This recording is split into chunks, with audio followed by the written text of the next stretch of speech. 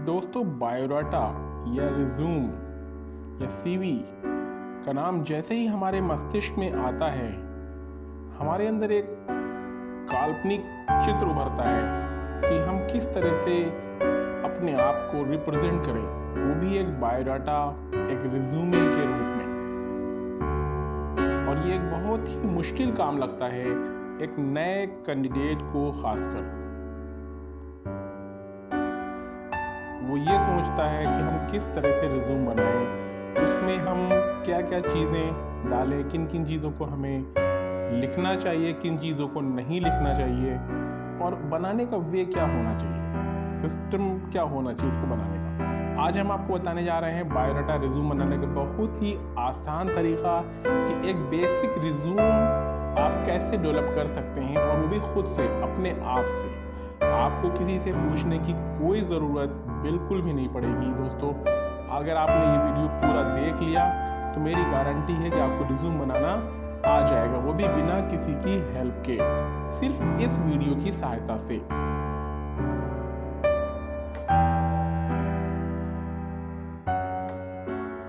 Resume बनाने के लिए बहुत सारी चीज़ों की ज़रूरत नहीं होती है, आपके पास बेसिक इंफॉर्मेशन होनी चाहिए।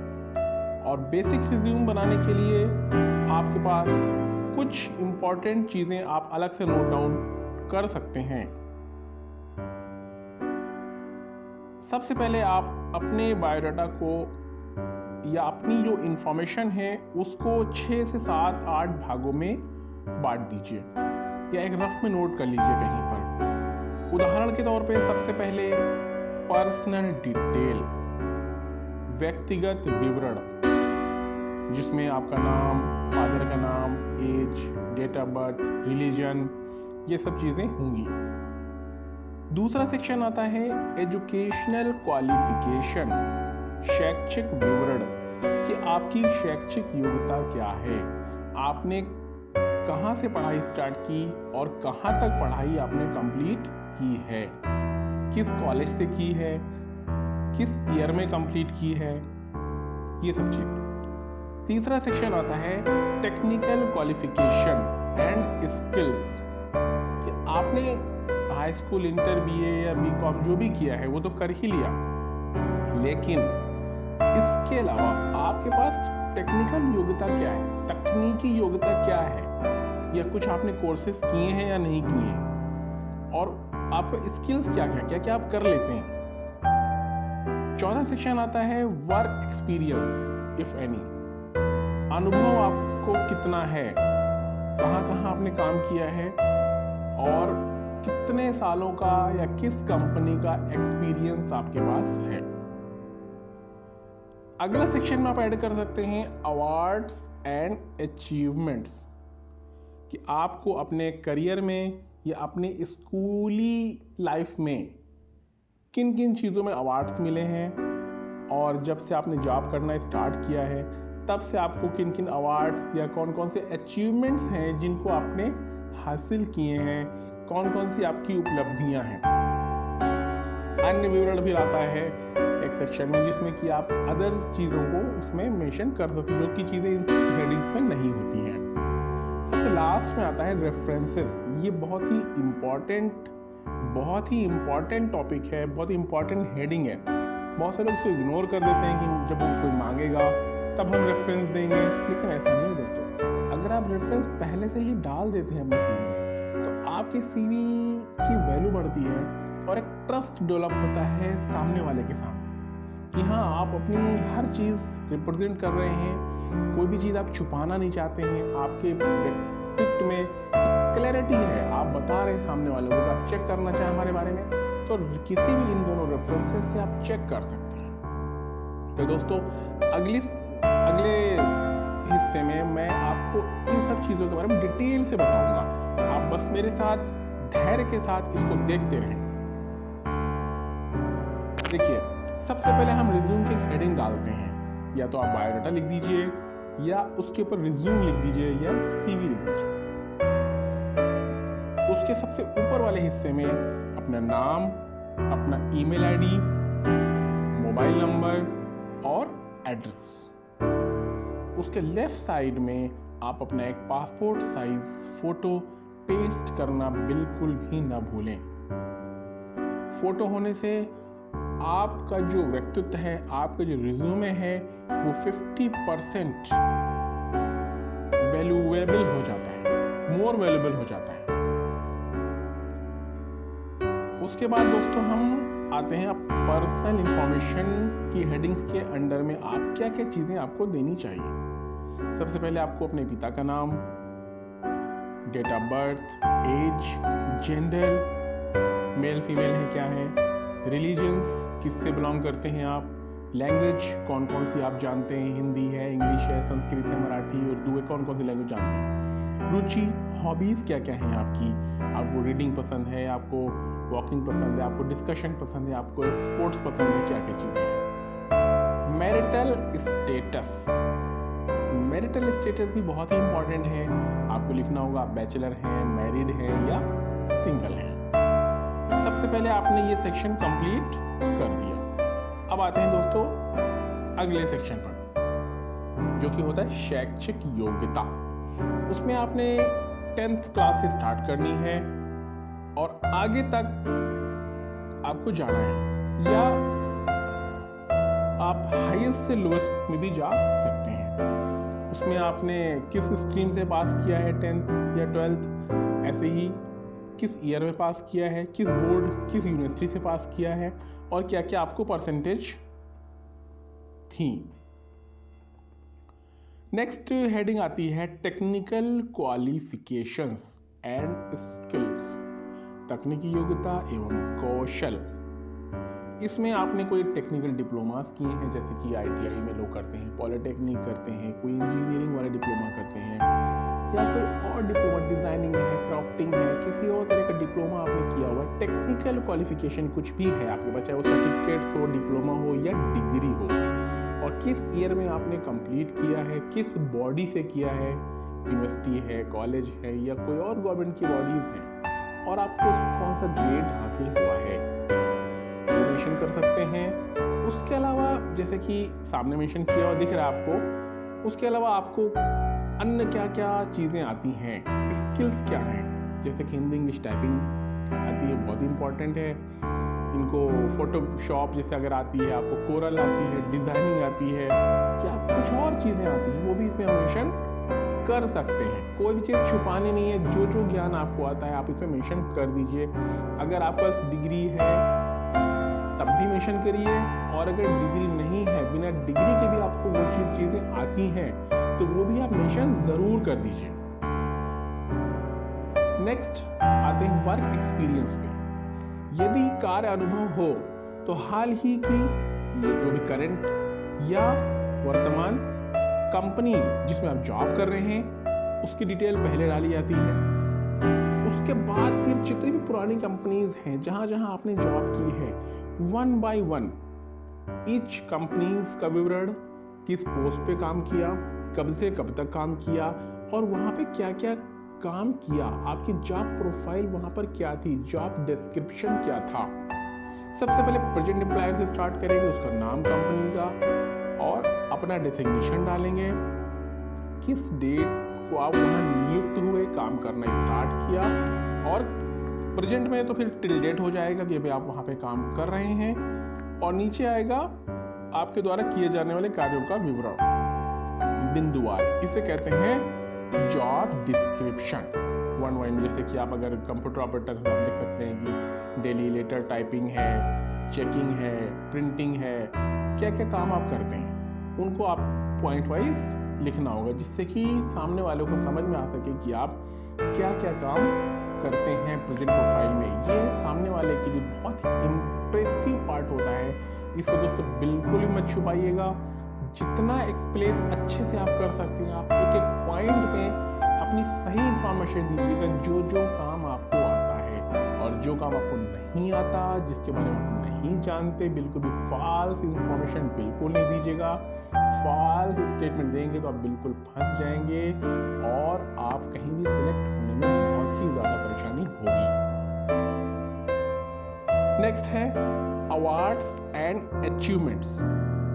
आपको क्या क्या अवार्ड्स मिले हैं, पुरस्कार, उपलब्धियां क्या क्या मिली हैं।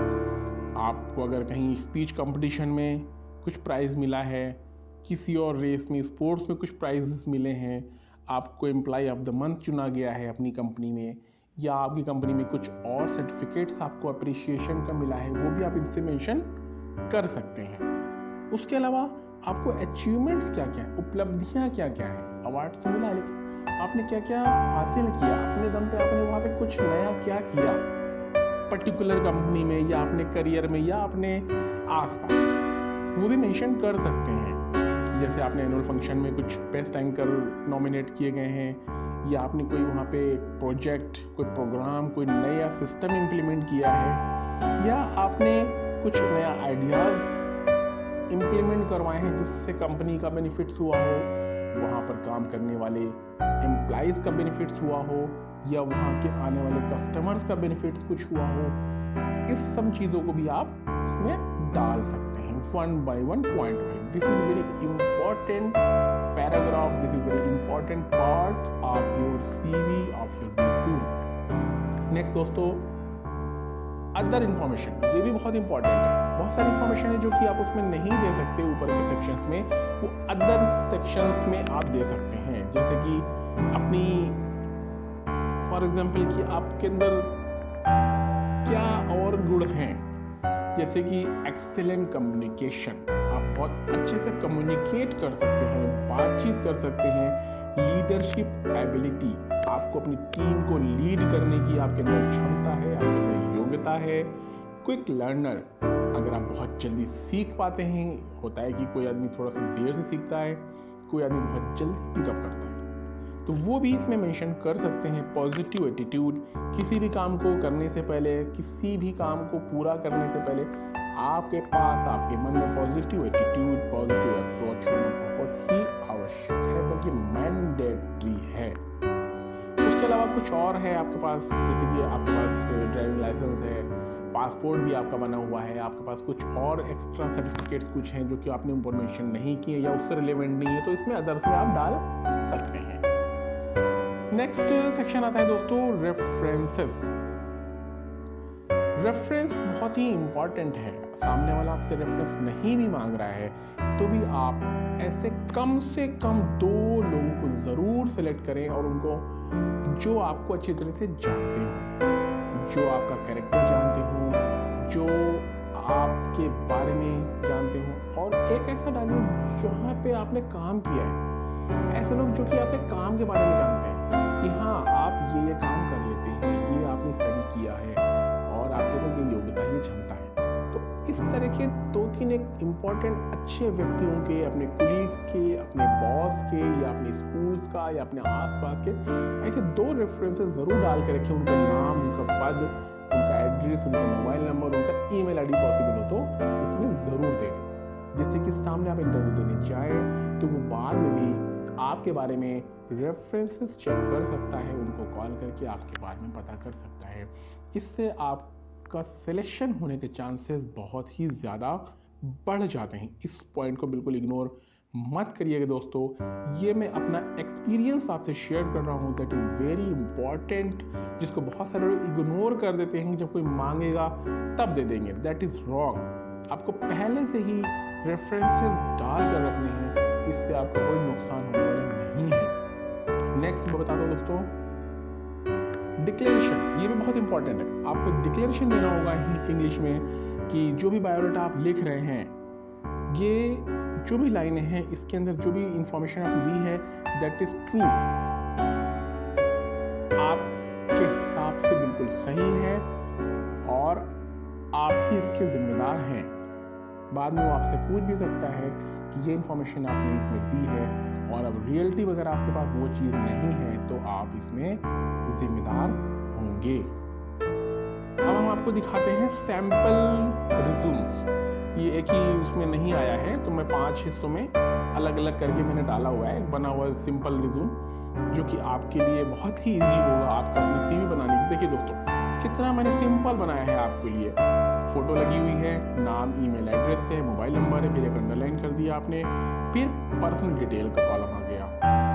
उस हेडिंग में नाम, एड्रेस, जेंडर, ये सब चीज़ें आ गई। उसके बाद नेक्स्ट आ जाता है सेक्शन पार्ट 2 में एकेडमिक क्वालिफिकेशन आ गई। देखिए 1 by 1 तीनों चीज़ें इसमें लिखी हुई। इसके अलावा क्वालिफिकेशन है वो भी आप मेंशन कर सकते हैं। टेक्निकल क्वालिफिकेशंस को भी आप पॉइंट वाइज लिख सकते हैं, एक टेबल बनाकर भी लिख सकते हैं, कॉलम्स में भी, और चाहे तो बिना कॉलम्स के भी लिख सकते हैं। इससे ज़्यादा कोई फर्क नहीं पड़ता, बट इंफॉर्मेशन प्रॉपर और करेक्ट होनी चाहिए।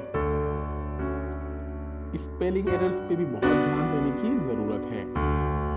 नेक्स्ट मैं बताता हूँ आपको वर्क एक्सपीरियंस कैसे मेंशन करना है। देखिए इसमें करंट कंपनी मेंशन करी हुई है ABC क्रिएटिव लिमिटेड, और किस पोस्ट पे इन्होंने काम किया है लिखा हुआ है, किस डेट से काम किया है, टिल डेट मीन्स यहाँ तक अभी तक वो काम कर रहे हैं, छोड़ा नहीं है। क्या क्या काम करते हैं वो भी इसमें लिखा हुआ है। Preparing day to day designs, preparing different सब चीज़ें मेंशन करी हुई हैं पॉइंट में। ये एग्जाम्पल के लिए 3-4 पॉइंट्स ऐड किए गए हैं, आप चाहें तो इसमें और ज़्यादा पॉइंट्स भी ऐड कर सकते हैं, जिससे कि सामने वाला ये समझ लेगा कि हाँ अभी आप जिस कंपनी में काम कर रहे हैं उसका काम उस काम से कितना मैच करता है जिसके लिए आप इंटरव्यू देने के लिए गए हैं। इससे आपके सिलेक्शन के चांसेस बहुत ही अधिक बढ़ जाते हैं दोस्तों। उसके अलावा नीचे फिर उसके पहले वाली कंपनीज की डिटेल दे सकते हैं कि कंपनी का नाम क्या था, कब से कब तक उसमें जॉब की है और किस पोस्ट पर की है, और वहाँ भी आप डिटेल में जॉब प्रोफाइल में 1, 2, 3 पॉइंट में डॉट में आप डिटेल लिख सकते हैं कि वहाँ पे उस कंपनी में आपने क्या क्या काम किया है, क्या जिम्मेदारियाँ उन्होंने दी हैं, क्या क्या चीज़ें आप वहाँ पे डे टू डे एक्टिविटी में करते थे। चौथा पार्ट में आप दोस्तों मैं आपको बताता हूँ अवार्ड्स एंड अचीवमेंट्स। देखिए इसमें जो भी इनको अवार्ड्स मिले हैं आप इस तरह से 1 by 1 लिख सकते हैं। जैसे कि मैंने यहाँ पर मेंशन किया हुआ है कि employee of the year award मिला हुआ है, NCC सर्टिफिकेट्स मिले हुए हैं, डिफरेंट चीज़ें हैं। उसके अलावा फिर अदर इंफॉर्मेशन उसमें आप दे सकते हैं, स्ट्रेंथ क्या है आपकी, वीकनेस क्या है। हर किसी को अपनी वीकनेस और स्ट्रेंथ का पता होता है, अगर नहीं भी है तो अपने अंदर देखिए, अपना आकलन कीजिए, असेसमेंट करिए कि आपके अंदर ऐसी कौन सी चीज़ें हैं जो कि स्ट्रॉन्ग पॉइंट्स हो सकते हैं, कौन सी ऐसी चीज़ें हैं जो कि आपकी वीक पॉइंट हो सकते हैं। ये कॉमन क्वेश्चंस हैं एक इंटरव्यू में ज़रूर से ज़रूर ज़्यादातर पूछा जाने वाला क्वेश्चंस है। वो आपसे पूछता है कि आप अपने को किस रोल में फिट पाते हैं और आपके अंदर क्या ऐसी इंपॉर्टेंट चीज़ें हैं स्ट्रॉन्ग में जो कि इस रोल में आपको हेल्प करेगी अच्छे से सेट होने में, और कौन से ऐसे वीक पॉइंट्स हैं जो कि कभी कभी आपके लिए समस्या का कारण बन सकते हैं। दोस्तों हर किसी के अंदर स्ट्रॉन्गनेस भी होती है, हर किसी के अंदर वीकनेस भी होती है। बात हमें उसको समझने की है कि हम किस तरह से बैलेंस बनाएंगे और अपनी ऑफिस की लाइफ में, अपने करियर की लाइफ में दोनों का बैलेंस बनाते हुए जो हमारी स्ट्रॉन्गनेस है उनको बहुत ज़्यादा फोकस करना है, और जो वीकनेस है उसको बैलेंस बनाना है कि वीकनेस हमारी स्ट्रॉन्गनेस पे हावी ना होने पाए और हम एक अच्छा कैरियर वे बनाएं और उस पर चल सके। अगला लास्ट पार्ट है दोस्तों रेफरेंसेस। तो रेफरेंस सब दे दीजिए इसमें, नाम, उनके कॉन्टैक्ट नंबर, किस कंपनी में वो लोग जॉब करते हैं या नहीं करते हैं, क्या उनका पोस्ट है, वो सब दे दीजिए। लास्ट में डिक्लेरेशन देखिए आपको देना होगा कि I hereby declare that all about information provided by me is true and correct to the best of my knowledge. उसके अलावा ये साइड में राइट साइड में आप बिल्कुल अपना नाम लिख दीजिए, प्लेस और डेट लेफ्ट साइड में, कहाँ पर आप इंटरव्यू देने जा रहे हैं उस सिटी का प्लेस और डेट, जिस डेट में आप जा रहे हैं अपने नेम के ऊपर सिग्नेचर करना होगा। ये सब चीज़ें आप दे करके एक अच्छा सा CV आप प्रिपेयर कर लीजिए। जिस तरह मैंने सैम्पल CV दिखाया है आप एक अच्छा CV अपना खुद से रेडी कर सकते हैं, किसी से पूछने की कोई ज़रूरत नहीं है दोस्तों। CV बनाने के हज़ारों तरीके हैं, हर कोई अपने तरीके से बनाता है, लेकिन सबसे बेस्ट, सबसे आसान और सबसे कॉमन और सबसे इजी मेथड CV बनाने का यही है। ये मैंने बहुत मेहनत से, बहुत ही R&D करके अपने अनुभव के आधार पर CV बनाया है। अगर इस तरह से आप CV बनाएंगे और कहीं भी आप इसको प्रेजेंट करेंगे, आपसे फिर वो कोई ऐसी इंफॉर्मेशन नहीं पूछेगा जो कि उस CV में ना हो, और it will be very helpful for you दोस्तों अगर आपको ये वीडियो अच्छा लगा हो इसको सब्सक्राइब कीजिएगा, शेयर कीजिएगा और लाइक ज़रूर कीजिएगा, जिससे कि मैं आगे और अच्छे वैल्यूएबल सीरीज वैल्यूएबल इंफॉर्मेशन आपको दे सकूं, वीडियो बना सकूं। और दोस्तों कमेंट्स भी कीजिएगा कि आगे आपको किस टॉपिक्स पे वीडियोस चाहिए। मैं इसी के साथ विदा लेता हूँ। जय हिंद, जय भारत दोस्तों।